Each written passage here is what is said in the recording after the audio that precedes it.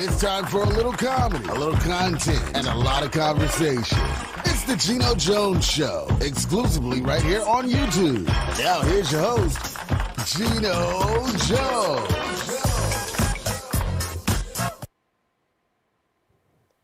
What's happening, everybody? It's a brand new day. It's a brand new week. It is time for the Geno Jones Daily Variety Show. How we doing?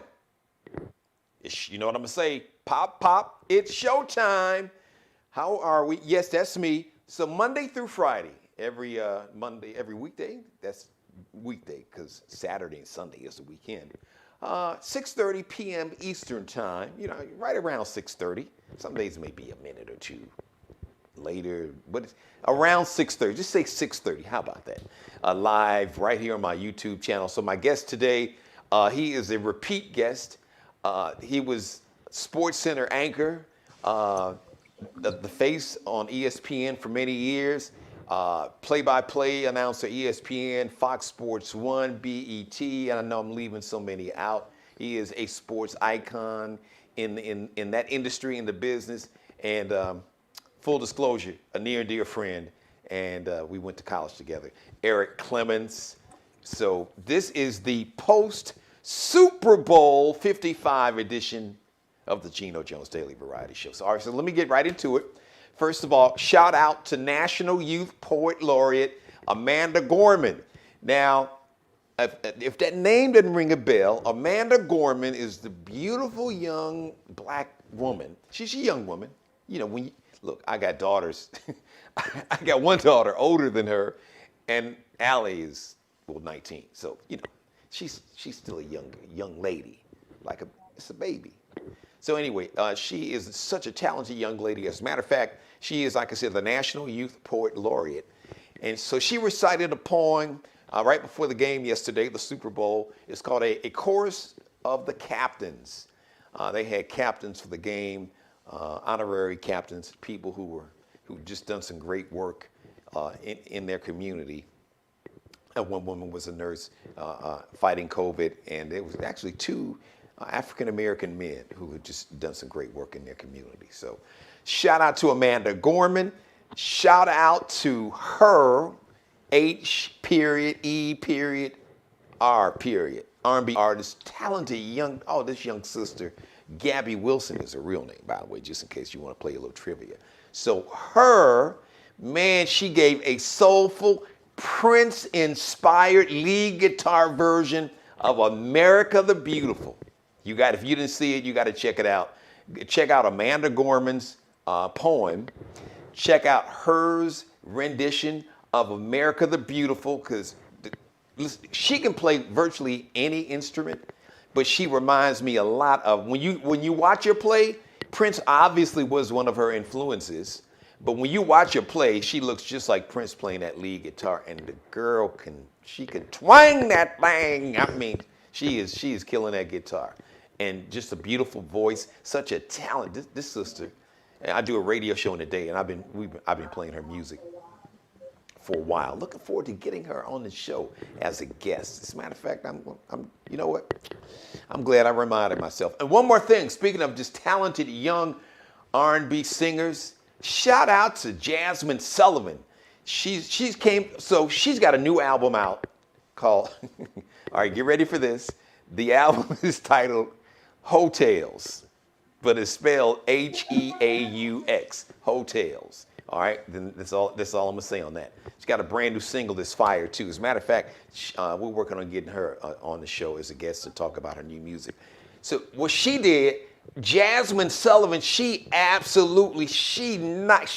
scored a touchdown and a 2-point conversion with her very soulful, I say super soulful rendition of the national anthem. It was actually a duet with country music star Eric Church. He was playing the guitar and singing, and Jasmine, she was just killing the game, and then they showed some video. So she was doing a rehearsal. So she was so inspired by Whitney Houston in 1991 when Whitney sang the national anthem, which was the greatest rendition of anybody ever singing the national anthem. Ever to me. Now, I got to put Marvin Gaye right up there. When Marvin Gaye sang the national anthem at the NBA All-Star game right before Marvin Gaye was killed by his dad back in, I think that was the 84, Eric will correct me, I think it was the 84 NBA All-Star game out in Los Somewhere Angeles. around there. And you got it. Even Kareem got to rock. And you know Kareem Abdul, the cap was Kareem Abdul-Jabbar was always cool. But man, Marvin Gaye got to Kareem. Kareem had to get that bounce and roll. when Marvin, I've never seen anybody sing the national anthem like Marvin Gaye. But just from a pure vocal standpoint, there's nothing like Whitney Houston's rendition of the national anthem. But Jasmine Sullivan, she absolutely knocked it out the park. She put her own stamp on it. So you'll love it. Check that out. So that's that. Now let's get to the weekend. The halftime show performer. All right, listen, let me just say this. So after the halftime show, The Weeknd should spell his name Weakend, because that was a weak-ass show. I love The Weeknd. The brother's talented. Shout out to us. Shout out to Toronto, Canada.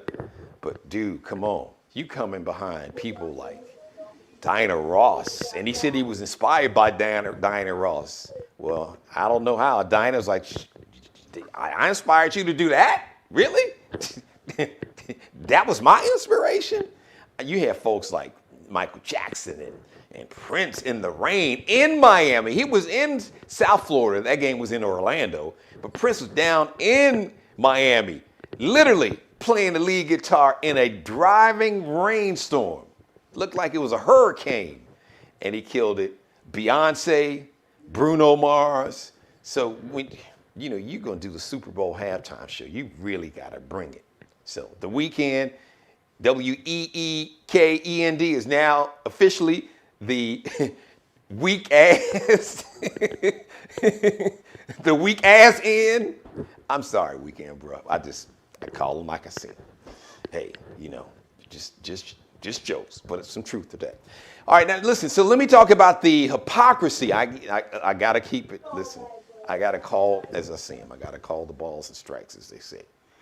So I got to talk about the hypocrisy of the National Football League. So they had this really beautiful commercial, or really it was a promo, talking about inspire change. Now this is this social justice campaign that the National Football League, they've embarked on. They've said they have committed, they are continuing to commit to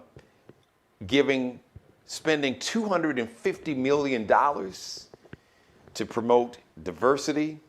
I got a great idea. You want to promote some diversity? How about taking that $250 million, finding a black ownership group, and spotting them $250 million? Say, hey, fellas, I tell you what, we got this $250. We're going to spot you $250. Now, guys like the black billionaire, maybe Robert Smith or Oprah, or, since Jay-Z wanted to get it, trust me, they're black billionaires that you don't even know about. You'd be surprised, okay? So let's work on getting that black ownership group. But why don't you, the NFL, if you're really committed to diversity, let's start with diversity at the top, at the ownership level, where you have zero goose eggs, donut, no black owners. You even went and found a dude from Pakistan that's darker than me, but you couldn't find an African American here in the United States. We had all these qualified, talented African Americans. Walter Payton, God rest his soul, wanted to get an ownership group, and y'all gave him the stiff arm back in the mid-90s before he got sick and died. So if you're really about promoting this diversity, take that $250 million and go ahead and underwrite, or they call it, there's a term in the investment world called an angel investor. You can say that would be a nice angel investment. Be an angel investor and invest that $250 million that you're talking about spending toward promoting racial diversity. Not to mention that Colin Kaepernick is still out of the league. He's been whiteballed, so you haven't even made good on that. So don't even talk to me about diversity until Brother Kaepernick is back in the league. Not to mention that you have only 3, so you have no black owners. You have only 3 black head coaches, Mike Tomlin, Brian Flores down in Miami, and Robert Saleh, who just got the head coaching job with the Jets, which I was shocked, because if you know anything about Woody Johnson and his political and ideological point of view, but I guess when you get tired of losing and you have to hear you like, so somebody needs to have that conversation with Bob and Cal McNair, which is why my man Deshaun Watson wants to get the hell up out of Houston. So, listen, I don't want to waste any more time. Let me bring the real look. I'm the entertainer. Ladies and gentlemen, I'm bringing to the show right now the man, the real sports expert right here. Needs no introduction. He's a modest brother, unlike me. But like I said, he's done it all. You see ESPN, Fox Sports 1, BET, play-by-play, Sports Center anchor, documentarian, and a whole lot. As a matter of fact, I'm going to let him talk about his documentary about, it's related to Hank Aaron, and he'll tell you that story better than I can. Ladies and gentlemen, once again, I want to welcome to the show my dear friend, Mr. Eric Clemons. Brother Clemons. Hey, Geno, always nice to be here, man. Always nice to talk to you. Well, listen, so I've given my monologue, so I've talked enough, so I'm going to fall back, and I want to give you the floor, and I'll let you start wherever you want to start, and we'll go from there. I'm getting old. We're about the same age, so I barely knew who the Weeknd was. So you already said we went to college together. Right, so right, yeah, You right. didn't But say which don't one of us divulge. came. Don't divulge I too think much. we were in the same class, Well, weren't listen, we? But anyway, Don't divulge too much information. okay. There were a couple of songs I had heard. I was just talking to another friend of mine earlier today regarding the halftime, and he is a little bit older than us, and he was like, "Who is that? Who is that guy?" And I think that from here on in, the Super Bowl better realize that, first of all, this was number 55. Yeah. And there's a lot of people who span generations who watch that game. You can't just take 80% of your audience out of it and cater to 20% of young people who know who the Weeknd is. I'm sure he's a talented brother. I'm sure you people in radio who play the songs and stuff know a little bit about him.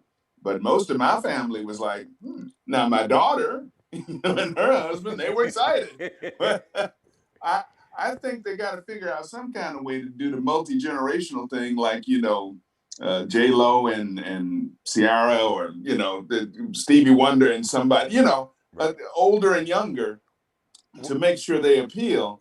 Because, about 5-7 minutes in, most of us older folks lost the Weeknd. I don't know what that was, Well, let me ask you something. Do you remember the year that Bruno Mars performed? Yes. Now, Bruno Mars was basically, in terms of his exposure, Bruno Mars and The Weeknd are probably at the same point in their career. Wow. That they really haven't, they hadn't been out for 10 or 15 years. They were relatively new artists. They were their music was pretty hot on radio and in pop culture at the time. So it would be easy for me to say that The Weeknd's impact on R&B and pop music, because he's kind of like a kind of crossover artist, is at the same point that Bruno Mars's was when Bruno Mars is on the Super Bowl when he performed the halftime show. But now the big difference is that Bruno Mars is a way better live performer. I mean, Bruno Mars is fire on stage. Right. I mean, he's one of the best. If you want to see because there are a lot of artists who are great in a studio, but in terms of a live stage, like their live show and just their stage presence and their charisma and their performance on stage, I mean, everybody can't be what Michael Jackson was, or what Prince or Beyonce, or even like Bobby Brown. Heck, you could have got Bobby. Now, man, listen. Hey. Even Bobby today, he just turned 52 about a week ago. Yeah. Even Bobby with a few pounds on him at 52 as a performer would still put that stage. Bring a little new edition up there. They've sampled enough of those. Now, listen, and no disrespect to the weekend at all. It's just that I, as an older person, I guess you could call me that. I hope I'm nowhere near dead, but I certainly don't know the weekend like even I knew Bruno Mars. And there were some songs he did because, again, it was so entertaining and the band's moving and everybody's doing steps and the whole thing. And so they have a way of just capturing you. And I think people were trying to figure out what was going on. Like, why are these guys' faces bandaged? Like, what's he trying to say? Is it, I don't, and then people just start eating hot dogs or whatever. But enough of that. I mean, I don't mean to offend any. No. Listen, man, listen. Eric is nice. I'm keeping it 1,000. Now, here's the funny thing about the weekend. But before then I want you to move on to your next point. So he spent $7 million on that set. Mm-hmm. So the set we saw in the Super Bowl, that was out of his own money. Because normally the NFL, so the Super Bowl halftime performers are usually not paid.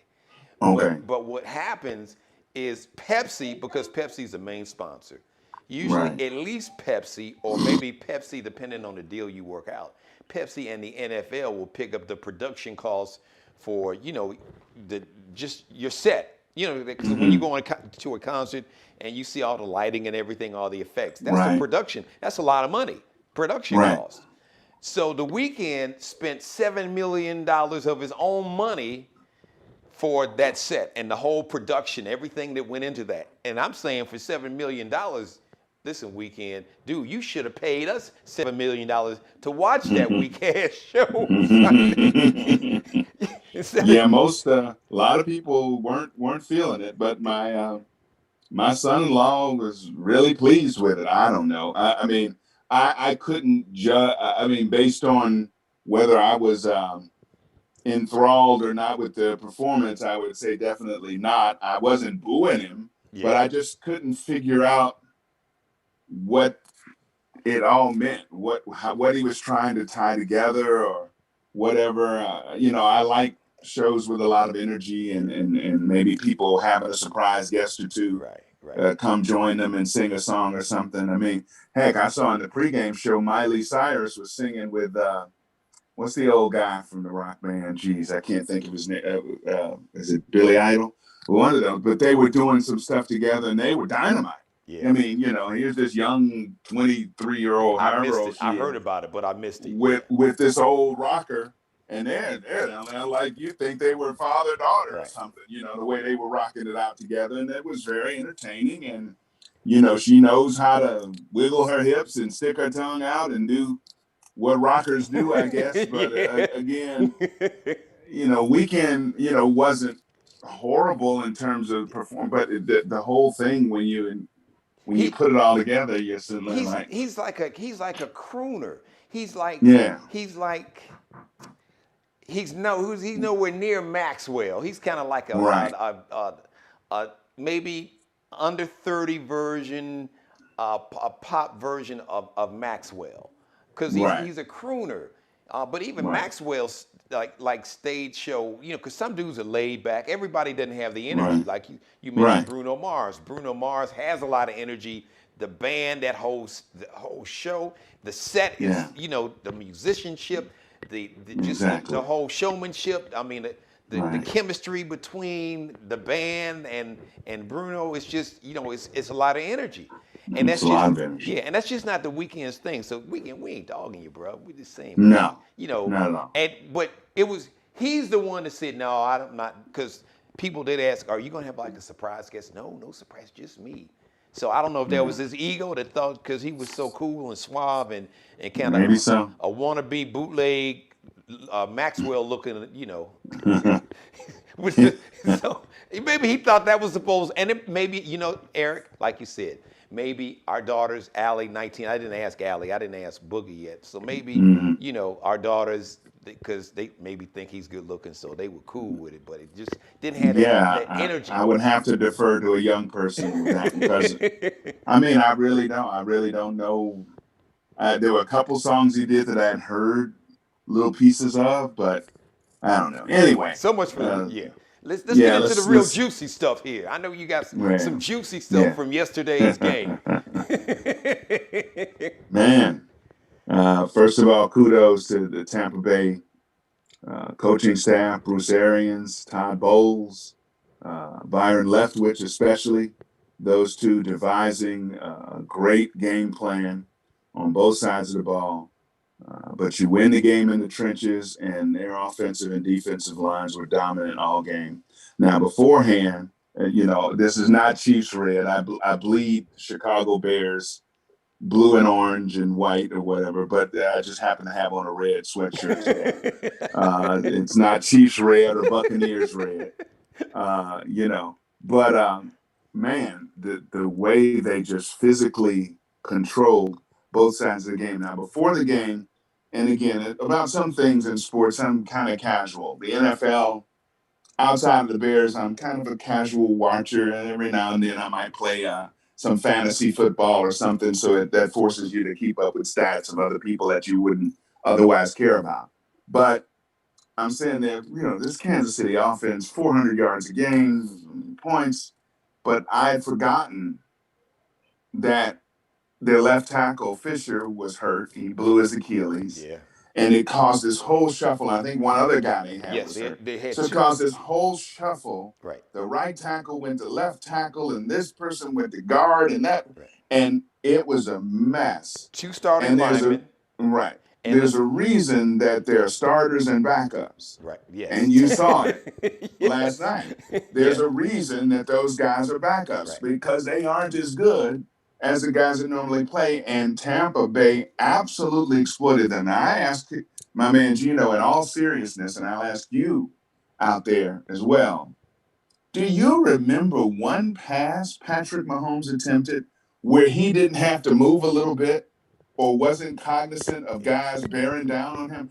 I honestly don't remember one. No, I Even don't. the quickies, Yeah. even the quick screens, he had to get rid of that ball because if he didn't, they were going to knock the mess out of him, which they ended up doing sometimes illegally, in my opinion. Yeah. The one hit where the three guys hit him, that was just wow. Well, I saw. I couldn't believe no flag. And I saw Sue Sue came in twice. came in with with a forearm to at the least forearm. the head.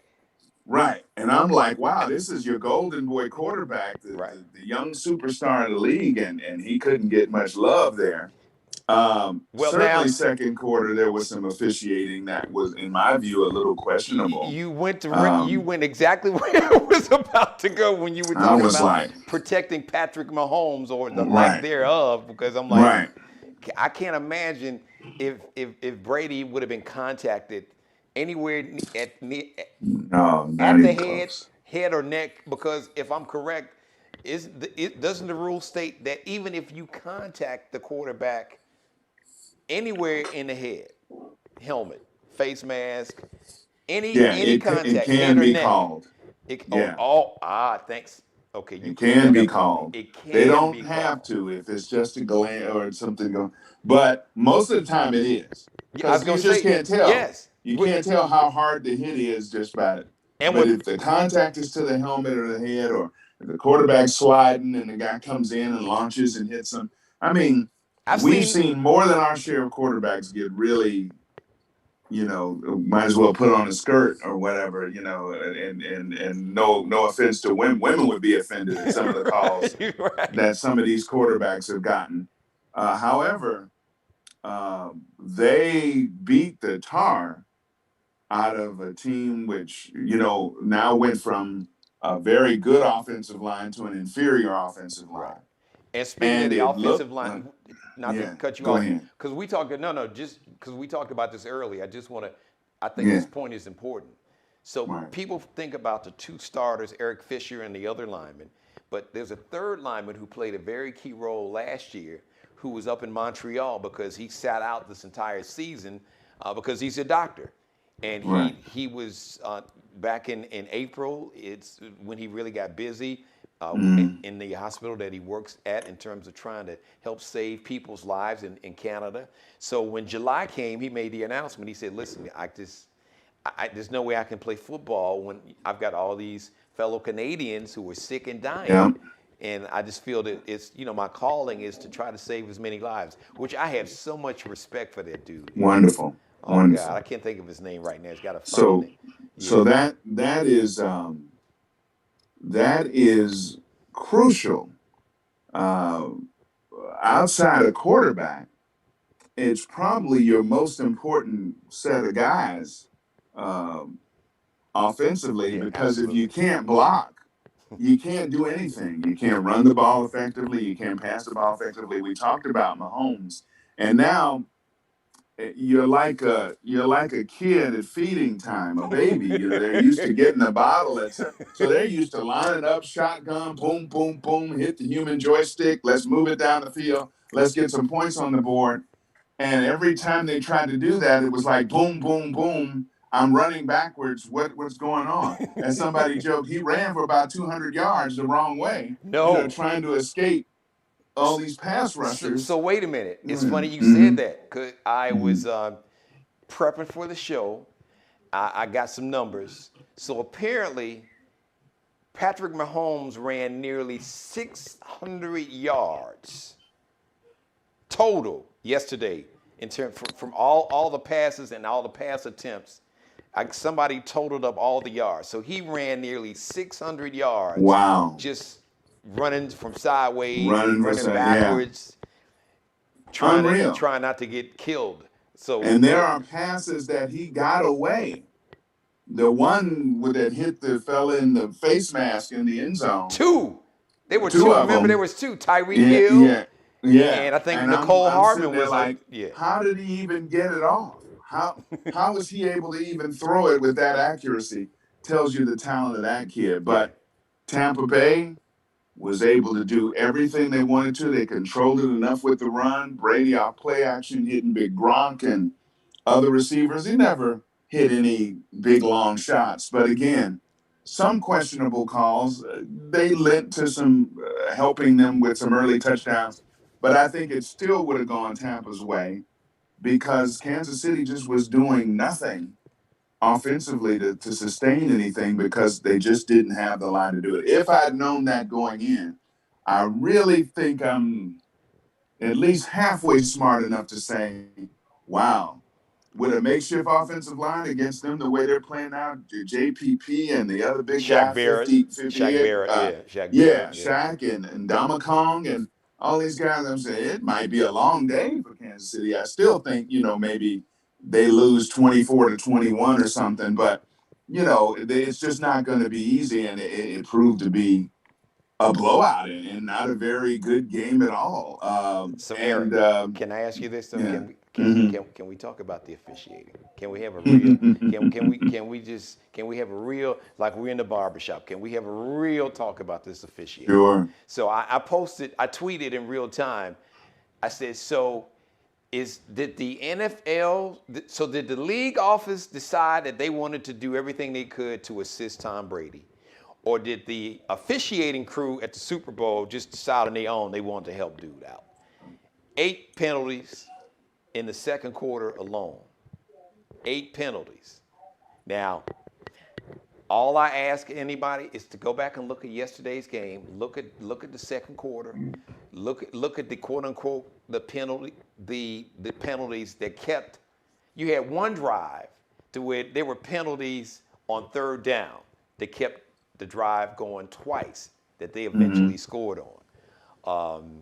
So I'm just putting that out there, Eric. I know you're more diplomatic than me, but Well, I certainly think that you have to factor in that officials are human and they know the stories but I believe let's take it back one layer.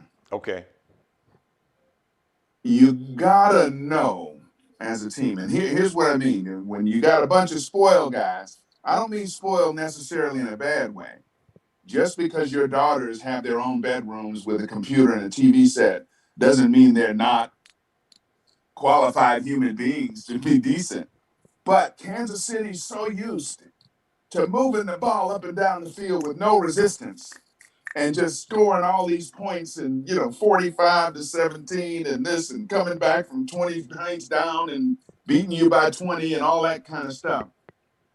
That once they were getting some resistance, you're like, whoa, what's going on here? So here, now, well, you know what? Here, let me ask you this. Let me offer you this, because you are making a point that I've made. I think because you and I talked earlier, but it's a point that I made. Basically, that was really the message in my tweet in real time. You can go back and look at my Twitter feed and see. And I think that it was clear to me that, because momentum is so key in sports, especially in the Super Bowl. And I just think that those calls just really just got to a point to where through Kansas City. Now somebody say, well, wait a minute, Geno, how the hell, that was the defense. How the heck did that affect the offense? I think to me it affected the whole team, because it was, for me, now this is me, Eric, these calls were so blatant in terms of, are we really doing this? It's like, and the world is watching this. Even people who, my IT guy, my technical director, who's not a sports fan at all. Now, he and I hadn't talked. He walked into the studio and it was some other coworkers. They were talking about the game. He said, "Do they always help Brady out like that?" Here's what I'll say to that, and this was my point. You gotta be smart and disciplined enough to know when the officials are being ticky-tack. Now, Kansas City secondary guys were being very aggressive, and you could probably call a penalty on every play. It appears that the referee seemed a little bit extra ready to call them. Now, I don't know whether that's Bruce Arians, who wrote that song, "I'm about to whoop somebody's ass." I don't know whether Bruce Arians got into somebody's face or somebody and had them really on alert for any aggression, any grabbing, anything that the defensive secondary might have done. Now, on the other side, Tampa safeties were so deep, and they made sure they doubled Tyreek Hill everywhere. Every play. Kansas City never seen that. And well, it's not like he's been double teamed before. I mean, all teams. Yeah, but in that kind of situation where he was basically totally taken away. Now you go, you can't take him away. No, you can't. But when your front four gets pressure, like it's 6 or 7 of them, that's what took him away. Superstar quarterbacks become very ordinary. That's what took him And away. what we saw yesterday, except for a couple of plays where he miraculously got the ball off while 2 inches away from the ground. Yes. He was a very ordinary quarterback, and we know that guy's anything but ordinary. Right. So I think your guys have to kind of understand. Now, there was one really weak one, I thought, on the deep pass to. Yeah. Well, you're being generous. Where their feet got caught together. Right. And I just thought that was incidental. I mean, he's running, I'm running to try to catch up with him. His big foot hits my foot, and he falls down. And you call pass interference. How can I interfere with him as our feet get entangled from behind? Now, I may have not interpreted that rule properly. Well, I thought there was some contact that was just incidental. So on that same drive, there was this very questionable, really, that you call that holding play that kept the drive going. Right. But that was the first one. And then the play that you're talking about, that was on 3rd down. That kept the drive going. Then let's look at what happened to Tyrann Mathieu, the Honey Badger. That was it's like holding what? Where? Yeah. In the end zone. And they could call that in the end zone.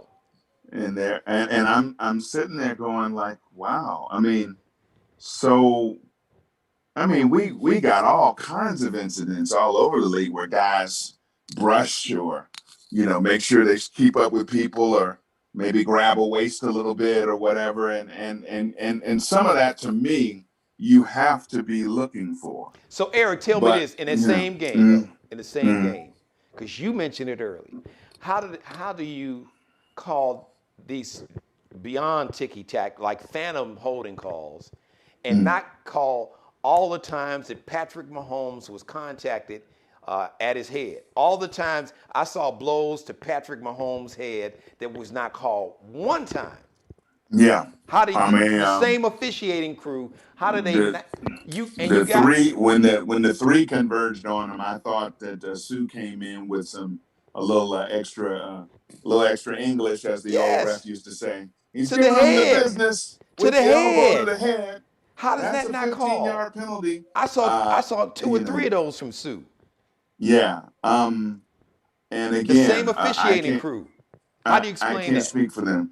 I can't really There's a explain back that judge. There's a back judge right except there that's supposed to see all that, right? right, right, except to say that they might have been predisposed to certain expectations from a Patrick Mahomes who extends plays with his feet and all that kind of stuff. I don't know. But I think there were at least three or four calls or non-calls that, could have been non-calls that might have helped momentum go one way or another. But overall, and we'll never know now because the game's been played, but overall, Kansas City was out coached, Kansas City was outplayed, and Kansas City played with a very depleted offensive line, which played right into the physicality that Tampa Bay showed. Because, I mean, and now it was so funny too. I'm sure you saw this, and I started cracking up because right after the game, the guys were in there talking about top to bottom, Tampa Bay is the best team in the NFL. And you're like, well, that's easy. They just won the Super Bowl. But Exactly. but let's rewind the tape a little bit to what you were saying before the season started and see if Tampa Bay was anywhere near your conversation. Now I know they picked up Gronk and they picked up AB and then a couple other people in between. But nobody wanted to touch either one of those. I mean, Gronk basically picked where he wanted to Leonard go because of Fournette. Brady. Yeah, well, And yeah, Leonard Fournette, yeah, Fournette. who I don't know what Jacksonville's saying. Why do you Right. give up on a guy like that Exactly, because he so played well. early? To his credit, He and played well. he came to He's a good Tampa. back. He came to He Tampa because he said he wanted to play with Tom Brady. Absolutely. And so that's the kind of juice that you get when you have a GOAT-like player like Tom Brady is playing for your team and going out there laying it on the line at age 43. That you and I both know this is a young man's game. He's not supposed to be doing that. We got to go back to when we were kids where the Oakland Raiders had an old man who used to come in every now and then if Daryl LaMonica got blown up, George Blanda. Who was a And he former was like Chicago 40, Bear. right. He was like 46 or 7. And, he'd come in there and play a quarter or two with the little Right. single bar. And he looked like he was 87, didn't he? I mean, Yeah. he'd go Right. back. But he was very efficient. He was a good straight-on kicker. He was their Right. regular field goal kicker. Now we giving ourselves away here a little bit. We were just still in our mama's arms Yeah, watching but this. I We mean, weren't that old. we students. I mean, students of football and historians. Yeah, I mean, but we weren't around when Johnny Unitas came into the right. league or nothing like that. Old men aren't supposed to play that well that long. So let me They're just not. So let me ask you this, because Mm. I had a lot of commentary. Okay. I don't have to do this, but it's my show. But I'm gonna just, like I said, I'm honest.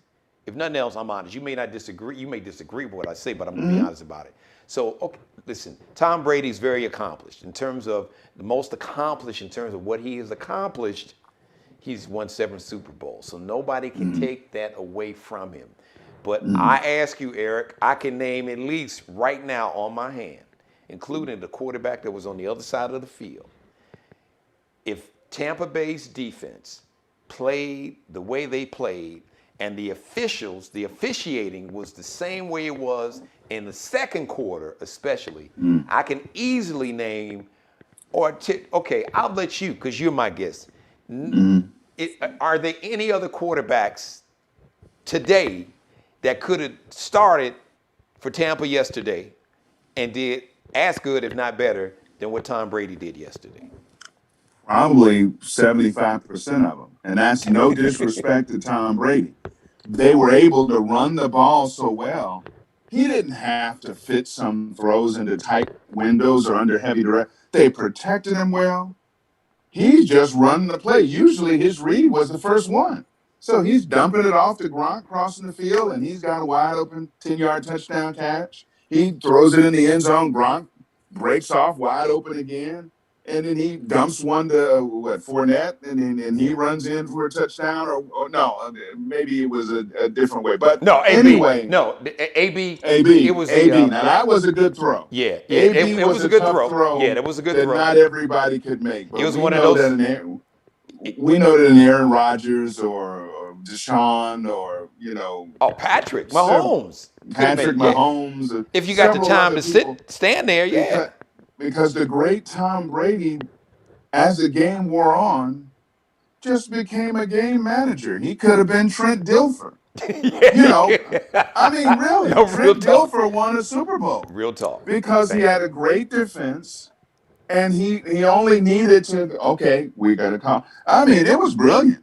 Some of the plays they called, you were like, wow, there's nobody there. Like, they dump it out of the backfield. There's nobody there. Within 10 yards of Fournette, he's just running up the field and picking up another 7 or 8. Then they run it for another 7 or 8. So Kansas City got worn down there toward the midway through the third quarter. You took the words right out of my mouth. Yes. And again, you're so used to getting that bottle at 7. When you have to wait till 7:25, some people just quit and just go, "Oh man, I can't. I'm too hungry. I can't play no more." I'm not saying they rolled over on their coach. I'm just saying you lose. You lose that adrenaline, that drive, and you're looking at the scoreboard and the time's ticking down. And now they're running the ball, and it's 40-some seconds between each play. And you know they're going to run the ball, but you still can't stop them from picking up 6-7 yards. Right. And you could see, as we're older now and you're looking at the game and you know a little bit about the human emotion, you could see the air just slowly coming out of their sails. But see, that's why I said, Eric, that's why I think mentally, what happened in that second quarter really took a lot out of them. So, and I'm gonna give Byron Leftwich because to me, the most valuable player was was Todd Bowles. Yeah. Todd Bowles and his defensive game plan and what they did was simple, because it was what it was the old Tampa 2 defense. Yeah. And for those who are not, and that can drive you nuts if you play it well. So for those who are not big sports fans, like, oh, Tampa 2, now there you go, like act like your ass on ESPN, Geno. You're not. So we'll explain what that means. So that means if you're playing football, everybody's played football in the backyard. So you have 2 guys. Let's say if you got seven people, 7 on each side, or even 11 on each side, or if you just got 4 on each side.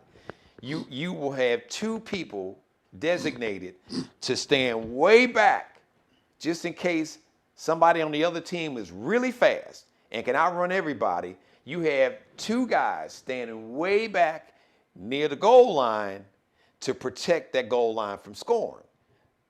And the theory is if Eric is super fast, but if I see the route he's going to run, and I'm already 20 yards, 25 yards ahead of him, I can just, at least it'll be easier for me to stay with him because I got like a 20, 25 yard head start.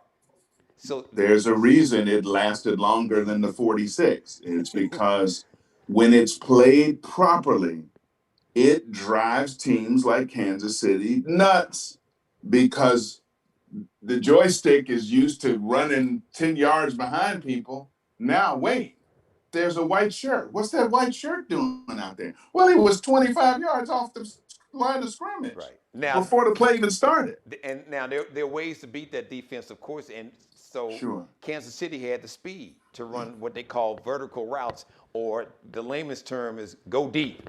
All right, Right. Geno, you fast, you and Eric, y'all run deep. And then they run Right. deep, and then you have somebody not as fast kind of run up the middle, because now the fast dudes got a lot of people chasing them, worried about somebody, getting to the goal line. And One of the reasons Kelsey's had well over 100 yards receiving, and because he was the underneath zone the kind seam of route. guy, Yep, exactly. the seam routes, and But there are ways to attack it, but when it's played well, and you got that stud 45 as a linebacker who could run with most running backs and tight ends, and you got the other stud 54 who can run with most running backs and tight Levante ends. Davis and Levante Devin David, White yeah, Devin White. and White. My goodness, you're sitting there going, "Wow, what are they gonna do?" But let's think They about it, really Eric. are flustered right It now. wasn't so much that Devin White. Devin White and Levante Davis didn't shut down Travis Kelce. No, What shut down Travis Kelce is what you said at the very beginning. Patrick Mahomes didn't have any time. He didn't even no, have enough time for Kelce to run a seam route no, without hands in his face. kudos to CBS or whoever found out about his toe. Yeah, Wow. this knee I mean, surgery. Yeah, I I didn't know hadn't that. heard about a toe. I would see him limp around every now and then. I thought he might have been battling a little ankle sprain all year long. Those things, if you don't rest them, they never really get well. Yeah. You just tweak them a little bit and get it taped a little tighter, and maybe get a painkiller or a shot or something, and you go back out there and you play and then deal with the throbbing, after the game is over.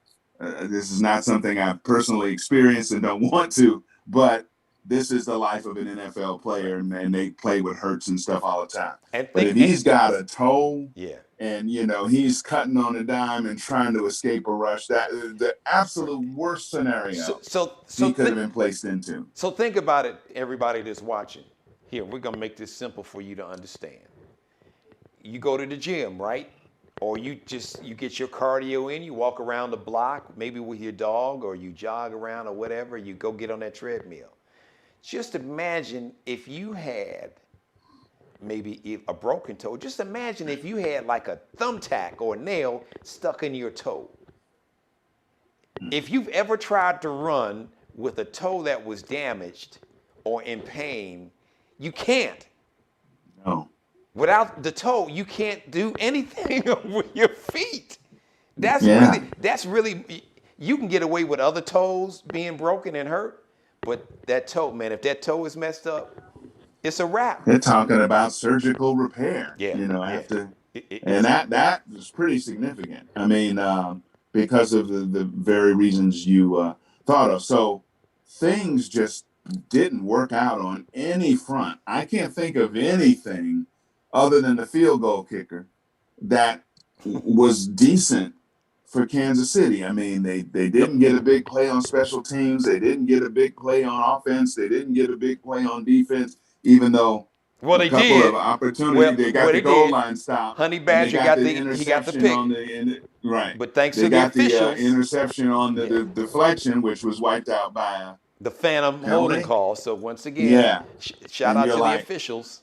Wow. But I am certain that before he's said and done, barring injury, that we'll be talking about Patrick Mahomes, going for his 5th and 6th Super Bowls. And you talked about GOATs earlier. I know we talked pre-show, and you still like Joe Montana. Yeah, Joe's my dude. Yeah. Tom is the most accomplished to me. I give him that he's won. Even though now, if we're gonna talk about Tom, so let's do it. I got to do it. I'm sorry, I got to do it. Let's go all the way back to the 2001 AFC Championship game, the Tuck Rule game. Talk to Hall of Famer, just announced Hall of Famer. Congratulations to Charles Woodson. Charles Woodson, yeah. One of the greatest defensive backs in the history of football, will tell you to this day. So here's the deal. In this AFC Championship game, toward the very end of the game, in like this blinding snowstorm, Tom Brady was playing for the New England Patriots. They strip him. He fumbles the ball. All of a sudden, now this is a rule that never existed. So the referees huddle, Eric. Now I know you may have been at ESPN then, so I'm sure you can give better Um, details than me. But you may have been in 2001. Were you still there? Were you gone? But no, no. I'm trying to think where I was. I was that was working January locally of then. Yeah. 2002. Okay, so it was Okay. January of 2002. That was when the game played. I was working locally in Hartford then, Okay, so but you we went to that Super Bowl okay? that he came off of. I think we covered that Super Bowl, and I could not believe what I was seeing. There is no way. There is no way that's not a fumble. There is just no way that's not a fumble. And I'm looking, going, oh man, that's too bad. They looked like they were coming down the field to win the game, and now, that's definitely a fumble. I mean, okay, his arm, come on. It was just it's one of the worst calls I've ever seen. Right. But wait, Eric, here, let's tell them the full story so people can get the full grasp of it. Because there's all throughout Tom Brady's career, two things have surrounded him. Somehow, he and his teams have always gotten favorable officiating. Not to mention, it seemed like a pass from the league when it comes to cheating. Talked to Marshall Falk about that same year, that Super Bowl, when the Rams would swear on an affidavit that the Patriots videotaped their Saturday walkthrough. But let's go back to the Tuck game. Remember, in this game, Eric, this rule that we talking about, this Tuck rule, didn't exist. So wait a minute. When in the history, you tell me, because you are the expert. You know even better than me. Is there any other rule, Eric, that was basically created and instituted in real time in a game? I can't think of any other rule that's on the NFL books to where you were in the game, the referees take, I don't know how long, it seemed like, It seemed like forever. Forever. 2, 3, 4, 5 You minutes. got to look this up on YouTube or Google it or whatever. Fans who might not have been old enough at the time or whatever, you've got to see what transpired here. And even by today's standards, I don't think it's an incomplete pass by today's standards. I think it's a hit and a fumble. So even with the spike move. Do you remember whoever the official was? How did they come up with this term Tuck rule? Because the rule didn't exist. How did they get away with that? I don't know. I don't know whether he was a runner, whether he was a. They were basically saying that his arm came forward enough for it to be ruled an incomplete pass rather than a fumble, and the rest is history. But how did he how use that this term, could possibly be when he's basically hit from the side and his arm Yes, is forward and the ball goes out. I mean, and I was rooting for the Patriots. I mean, I'm like, you're in New England. You're working in living in Connecticut. New England. I'm gonna go to the Super Bowl if they win. But I'm sitting there going, oh man, boy, the Raiders, they really got them this time. I'm like, there's no way they're gonna reverse this call, And I'm going, they reversed the call. How did so they're calling it in, so I can do this, and because I don't think the little bounce the ball, maybe it did. So maybe the little spike rule was in place then. I'm not sure. But he wasn't doing that. He clearly had the ball up, looking downfield, did not see whoever it was. Charles Woodson. It was Woodson. Or was it Woodson on the blitz? Crushes him. Did Woodson pick up the ball as well? Or was it another Raider? I don't know which one. It up too. But I think he and Rob Woodson were in the back. From the side. Yep. And the natural thing of him being hit clearly knocks the ball out of his hand. And it's there in the snow, and the Raiders recover it. Game over. Yes. It's inside of a minute or so, whatever it is. You're right. That's left. And I'm sitting there going, oh man, I was looking forward to going to wherever the Super Bowl was that year. If I remember, help me out. If I remember, I think that was another third down. Might have been. But the Raiders had really played well. Nobody expected them to show up in the snow, in the bad weather, but they really were playing physical And of course, they outplayed the Woodson's one of the Patriots that game. greatest ever to do it Yeah. in terms of physicality and enough finesse Rob Woodson to was be on a, that team you playing know, safety. Jerry yes, Rice, Tim Rice. They yes, really, to me, they would have won. They probably would have won the Super Bowl had they went that year. yes, That team was really, absolutely. yeah. And yeah, I mean, and some of those things happen. I mean, you know, I mean, Brady, I mean, nothing's gonna, well, he wouldn't be in 10 Super Bowls. He'd be maybe in 9 if not for that Right. one. But And even in Super Bowls, well, yeah. I mean, Let's. Seattle doesn't give the Thank you, ball to Beast Daryl Mode. Bevel. Thank you. Let's go there. It doesn't give the ball to Beast. Beast Mode's pounding them. They are dead. They are going, Game geez, over. this guy, we can't stop Even this Brady guy. knew the game was over. Let's go ahead and let them score. Maybe Tom will give us a miracle if we can get the ball back and get it downfield and get in field goal range or something to do something. It was like They only a minute left, call though. It was like a minute right, left. right. They call a slant pattern from the 1. On second down.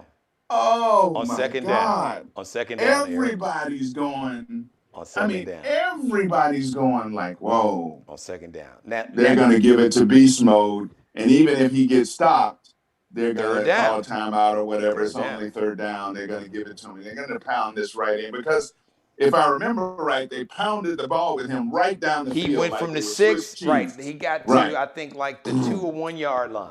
Right. And I'm like, well, they're just going to give it to him again. And can we talk about Kyle Shanahan and the Atlanta Falcons, that Super Bowl? Totally took their feet off the gas and 28-3 in the third. 28-3 midway through the third quarter. And I'm sitting there watching in disbelief. I'm going, my family, look on, honey, they're gonna let them back in this game. They said, get out of here. There's 28. I said, you watch. They're gonna come all the way back in this because the Falcons are doing nothing. They've forgotten how to play. And they haven't played football ever since. Ever since that game, and just in disarray. They seem to know whether they're coming or going. But there have been, some great games he's played. I mean, sometimes I guess you create your own kind of universe and existence, and he must be a positive guy and a positive teammate and makes people believe because, the Tampa Bay team I saw play the Bears and the Tampa Bay team I saw play in that Super Bowl, 2 vastly different teams. Not vastly different personnel, but vastly different teams. We got to give I'm dead serious about Tom Brady because my mother said, Jeannie, that ain't like you. I never hear you.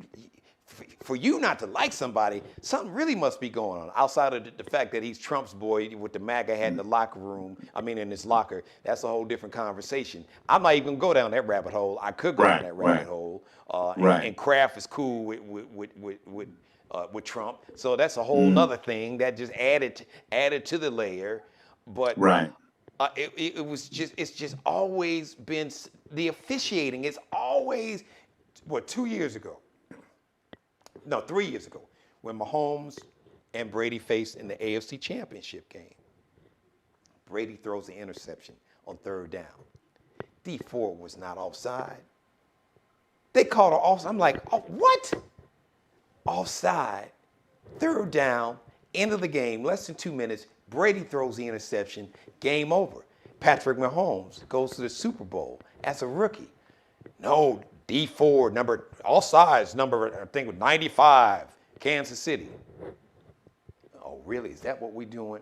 So, there's a theory that the powers that be, especially in the league, and not to mention a lot of your sports writers, because let's just be honest, and Eric could definitely tell you this, but the majority of people making decisions and the majority of your sports writers, maybe a little less now in terms of you see more African-American presence in terms of on-camera hosts, but like your columnists and sports writers are mostly middle-aged white men.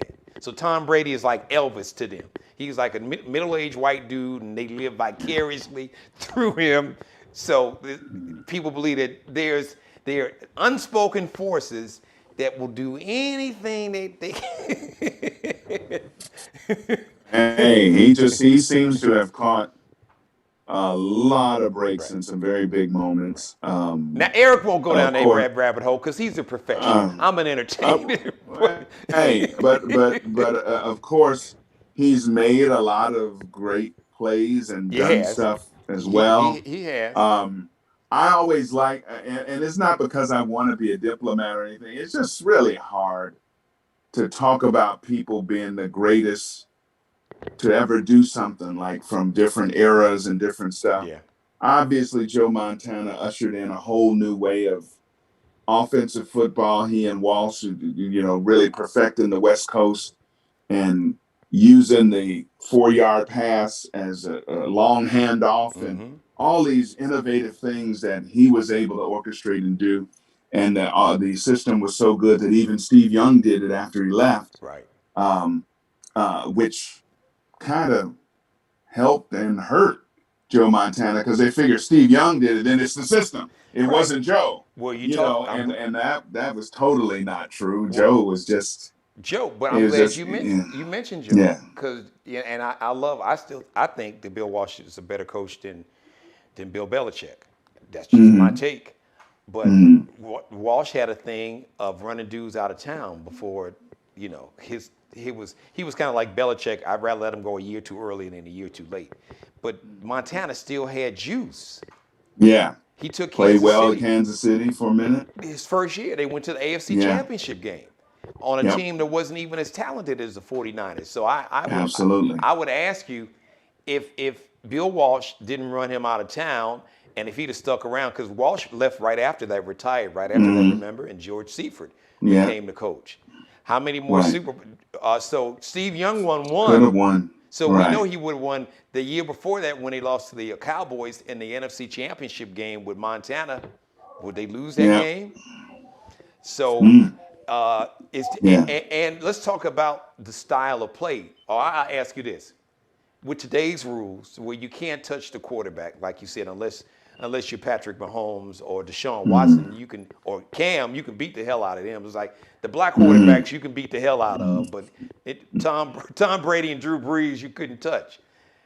What would Joe Montana with Jerry Rice and John Taylor, Brent Jones, Roger Craig, what would that offense look like today under Uh, those rules? almost pretty much like it looked back then, but pretty unstoppable. Yeah, but just imagine in Because terms. Montana took some shots, though. That's my Man, he point. took some The, vicious the shots. people, the reason that Walsh let him go, one of the reasons, because he thought that Joe's body had took too much punishment. Because remember they lost the year that so the '86 season, the Giants won the Super Bowl. So Right. in that championship game in January of '87, I don't know if you remember it. That's Montana got hit in his back, and he had to have back surgery after that. Right. Right. So, but he still came back and won another Super Bowl. So, how many more Super Bowls would Montana have won if Bill Walsh would have kept Montana in San Francisco? Yeah, it's something that we'll ponder. Right. Or You just talk playing about under these rules, even right. You talk about greatest. How many more championships might the Bulls have won right. had Michael not retired or had they kept the championship team together after the 97-98 run? Heck, you could How talk. many might they have won? Let's talk about Marino. He Yes. he got to one. He didn't win one, but can you Right. imagine Marino, Duper, and Clayton playing in this era with the rules the way they Right. are? Because all the rules are favored toward the passing game, all of them. Yes. Which Yes, they would have been incredible. I still cannot believe that Clayton or Duper, neither one of those guys, in the Hall of Fame. well they got to be. It seems to be. And I'm happy for Drew Pearson. I'm not a Mm, Cowboys fan, but if Drew mm. Pearson made the Hall of Fame, then Duper or Clayton, I think both of them should go. Oh yeah, I mean they were almost impossible to stop. I mean they were really really good at what they did, and their numbers are comparable to others who have gotten in.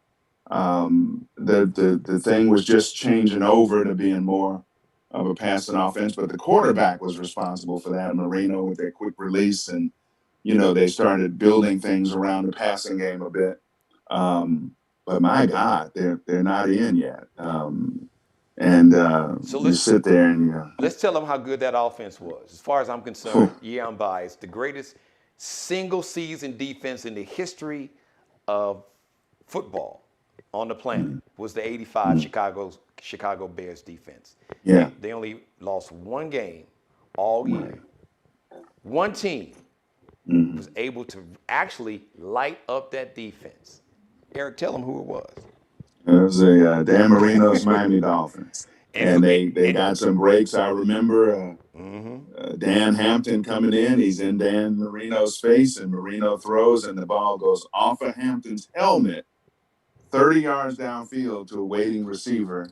Richardson just misses picking it, and Duper, I think, gets it and goes in the end zone. And you kind of knew it's just not the Bears' night. And they wanted Miami so bad in that Super Bowl that year, but the Patriots beat Miami in the AFC Championship that year, and so they had to take out all their frustration on the poor Patriots. And they did. Who it would have been very It would interesting have. to see what adjustments Buddy Ryan would have had to make, because they kind of beat him with the short passing game, getting the ball out of Marino's hands real quick.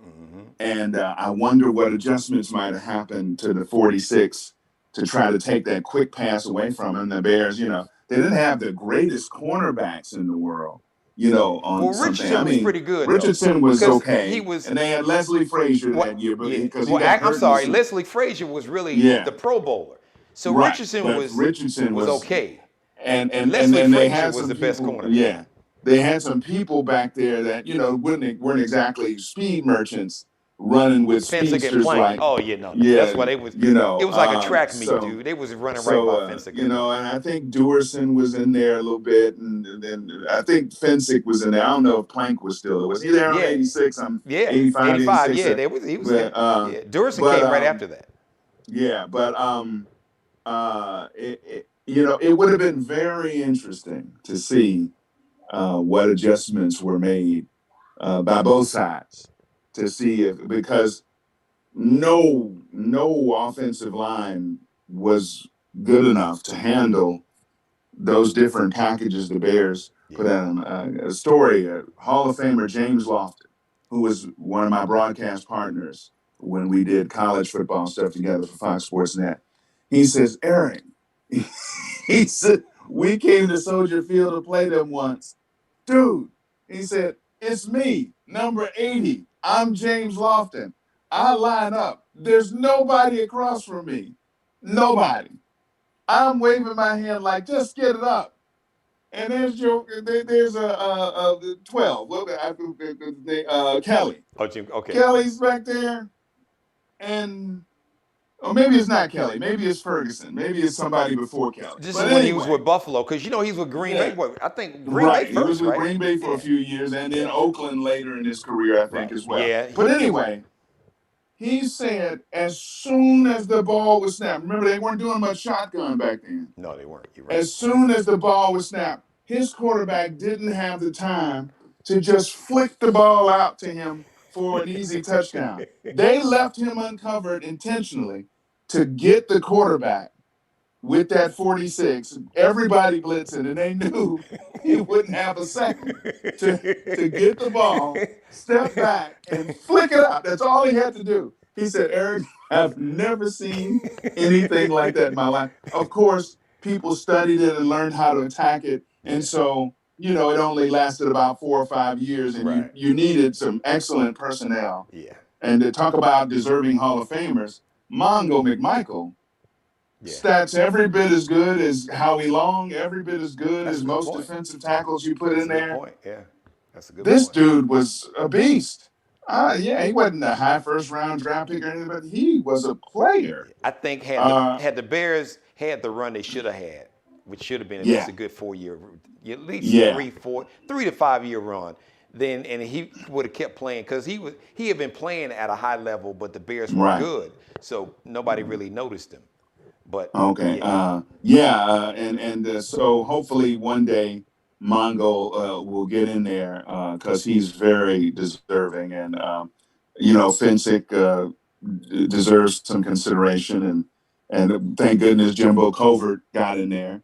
because he was a heck of a tackle. There were games they played the New York Football Giants, and we didn't hear Lawrence Taylor's name too much Yeah, same block. because he was blocking against Jimbo, and Jimbo would hold him out just long enough. Yeah. But I think the major reason there that we talked about before, the major reason that they didn't have that run is because the quarterback position, Jim McMahon, was always injured. Yep. And Hall of Fame quarterback, no, but leader. Yeah. He was They definitely run leader. through a brick wall for him, and he was so little and fragile that if he's hurt, it's a huge drop off in that leadership Yeah. role. And there's only so much Walter could do. There's only so much other people could do. But they were just good enough in On the offense. areas they needed to be to have that defense carry them. Absolutely. And boy, did it ever. I've never seen that. I thought Pittsburgh's guys were good. But I've never seen anything that dominant. They would just run roughshod over people. People want to argue with me the 2000 Ravens, and they were good. They were the closest. They were very good. They were the closest. They were very good. But now because this team never won a Super Bowl, but in terms of talent, those early defenses in the early 90s that Buddy Ryan had in Philly. Yeah, they were very Before good. Jerome Brown died. We had Jerome Brown, and you had Jerome Brown, and you had Reggie White was there for a minute. Seth Joyner, Troy Vincent. Yeah, they were really tough. And I'm forgetting the cornerback that they. I think Eric Allen was there because Eric wound up going out to Oakland, but it was a young Eric Allen. So they had that defense. You could argue was on that par, but there was nobody. There was no. Even the 2000 Ravens, they were not the Chicago Bears. No, that just wow. I mean, geez, it was something. The 85 Chicago Bears, nothing like that. So and 86 and 87 weren't bad either, but nothing quite like that 85. Nothing like that 85 team. So I do want to once again I want to shout out Todd Bowles. You did a great job. Byron Leftwich and Bruce Arians. Listen, my brother. My white brother, my blue-eyed soul brother, I want to give you credit, man. This dude has got the leader on offense, offensive coordinator, defensive coordinator, special teams coach, the lead assistant head coach, all black, 2 females on the staff. And I think, because I saw a picture, it looks like he's got maybe 5 African Americans on that. Now, I don't know if one of the 2 female coaches are black. I couldn't really make it out. But to have virtually an all black staff, coordinators, leadership position, and I did hear Arian say last night that, listen, I wouldn't have come back if I couldn't have gotten these guys, because these guys are great coaches. So just kudos to Bruce Arians. I'm going to close and wrap it up on this. So Eric, you taking us out. Any final points? Anything that you wanted to add on to the conversation? Mention that. Oh yeah, and tell about your documentary too. Before you leave. Well, the documentary again. I've got a distribution deal. You'll be hearing about it soon. Hopefully, great. Come back here on your show and talk a little bit about it. Mobile, Alabama is a baseball factory unlike any other, I would argue, in the country. I mean, here's this little Gulf Coast town which produces names, like I'll just reel them off, Hank Aaron, Billy Williams, Willie McCovey, Satchel Paige, Ozzie Smith, Cleon Jones, Tommy Agee, Tommy Aaron, Frank and Milt Bowling. Those are the guys who grew up back in the day. And they all grew up relatively poor and have a whole lot of money going around, and they played a game. And the game was called Tops. Or Top Ball, and they all swear that game, played with broom handles and bottle tops, coordinated their hand-eye coordination and made them good hitters, all except Ozzie, who left Mobile at age 6 and moved out to the West Coast. So he probably didn't play much, and he's about 15 years behind all those other guys. And so, of course, with the death recently of Hank Aaron and the death just before that of Frank Bowling, 2 of the very guys who made the fabric of this documentary, of course, passed away recently. So my heart goes out to their families and stuff. But it was a hoot making it. You should be hearing about it very soon, being distributed all over. And I really, really am happy to have made the project. So I'm looking forward to talking to you about that Great. And what's the name of it sometime at again? a later point. What's the name of it The again? the name of it is From Tops to the Top, a slice of Mobile's baseball story. Again, this is a great historic baseball town.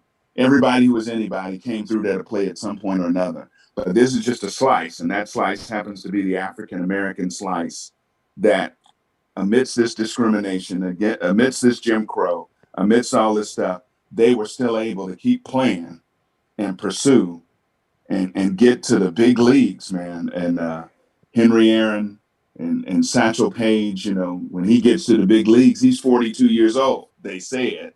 He might have been older than that. And he's pitching well in his 40s and makes his last appearance at age 59. Wow. And gets out of an inning allowing no runs and one hit. 59. Can you get out of here? That's 59? I listen. Come on. Your boy, I will bet you any amount of money right now. Your boy Brady ain't gonna be playing the 59. Damn it. No he way. ain't gonna play No 49. No way. And it's just fascinating to recount the history of these guys, recount the history of this city, this port city where it's warm most of the time, and people were playing baseball. That's all they did was play baseball or some form of baseball. And it's Black History Month, even though on Yes. the Geno Jones show, Black History is every day, so it's not a month. Yeah, it's every absolutely. day. But Absolutely. So, do you have any idea in terms of like a release date, or maybe I'm hoping before the end of this month. Oh, I'm that would be hoping, perfect. you know, Yeah. we're right in the final stages of getting the project finished off so it can be distributed. It needs to meet certain specs without getting long-winded. It wasn't, I didn't originally create the project to be distributed this way. Before COVID, I was going to be the little librarian guy who'd go around and, hey, I got a piece of history to share with you, college class or community organization. Check this out.